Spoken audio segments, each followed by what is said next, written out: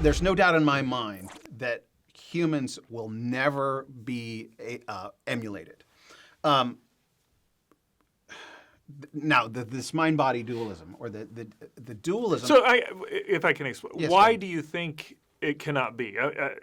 And again, I'm asking as a scientist. I'm just kind of curious to knowing what the reasons behind that. Because of the complexity. You think it's the complexity? Okay. I don't think a supercomputer will ever be able to figure it out itself.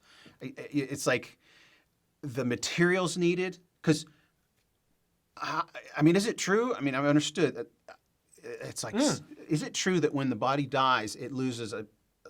Is that, have you heard that? Like when the soul leaves the body, there's actually like 7 grams, or there's amount of weight that the body actually diminishes. Like there's something.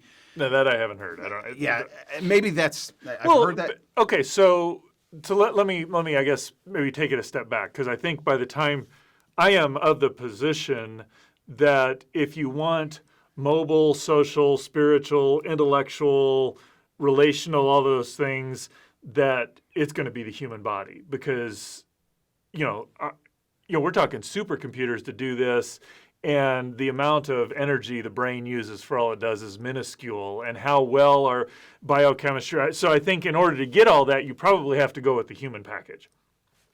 Let's take it out of that, where it's not I'm looking at all of the physical mannerisms.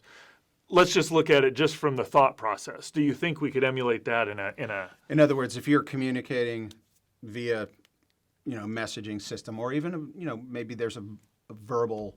Yeah, it's vocal, but there's a barrier between, so you can't physically see. That, on the other hand, I think there.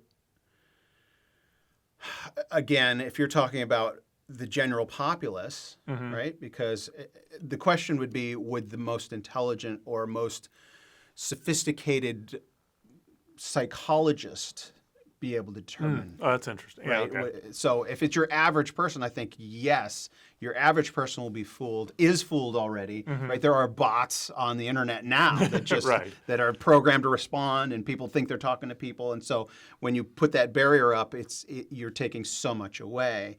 But if like the Turing test, without a visual robot sitting in front of you, and you're getting into an in-depth conversation, I don't know. That's a good question. That's a very good question.